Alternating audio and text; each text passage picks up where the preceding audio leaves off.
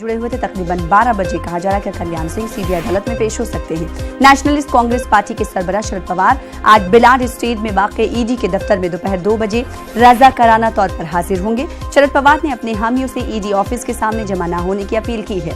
वहीं शरद पवार ने कहा कि हम तफ्तीश में पुलिस और दिगर सरकारी एजेंसियों के साथ ताउन करेंगे। गौरतलब है कि महाराष्ट्र स्टेट कोऑपरेटिव घपले के मामले में बॉम्बे हाई कोर्ट में अर्जी दाखिल की गई थी, जिस पर अदालत ने ईडी को मुलजिमों के खिलाफ मामला दर्ज करने का हुक्म दिया था।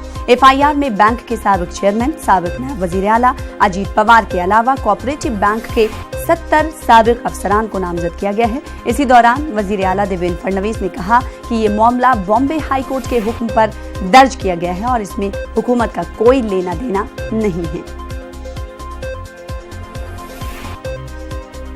एनसीपी अध्यक्ष शरद पवार आज ईडी दफ्तर में जाने वाले हैं और यहां पे तस्वीरें मैं आपको दिखाना चाहूंगा। ये शरद पवार का घर है जहां पर उनकी गाड़ी लग चुकी है। रोहित पवार जो उनके नाती हैं वो यहां पर पहुंचे हैं और साथ ही साथ तमाम सारे दूसरे कार्यकर्ता यहां पर पहुंच रहे हैं। जिस तरीके से शरद पवार ने पहले ये कह दिया है कि वो आज यानी 27 तारीख को ईडी दफ्तर जाएंगे 2 बजे, उसको देखते हुए तमाम सारी जगहों पर धारा 144 लगाई गई है ताकि कार्यकर्ताओं को यहां पर आने न दिया जाए। बावजूद इसके सुबह से कार्यकर्ता यहां पर पहुंच रहे हैं। उनके घर के बाहर यहां पर तमाम सारे लोग हैं जो दूर दूर से आए हुए हैं। आपको लगता है कि ईडी दफ्तर शरद पवार को जाना चाहिए या फिर जैसे ईडी लगातार कह रहा है कि अभी जब तक बुलाया नहीं है तब तक मत आए?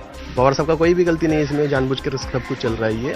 बिल्कुल, यहाँ पर तमाम सारे समर्थक कह रहे हैं कि शरद पवार जिस तरीके से पूरे महाराष्ट्र भर में दौरे कर रहे हैं उसको देखते हुए कहीं न कहीं सरकार घबराई है और इसी को देखते हुए उन्होंने ईडी की इंक्वायरी लगाने का फैसला किया और सरकार इसीलिए उनकी ईडी इंक्वायरी कर रही है।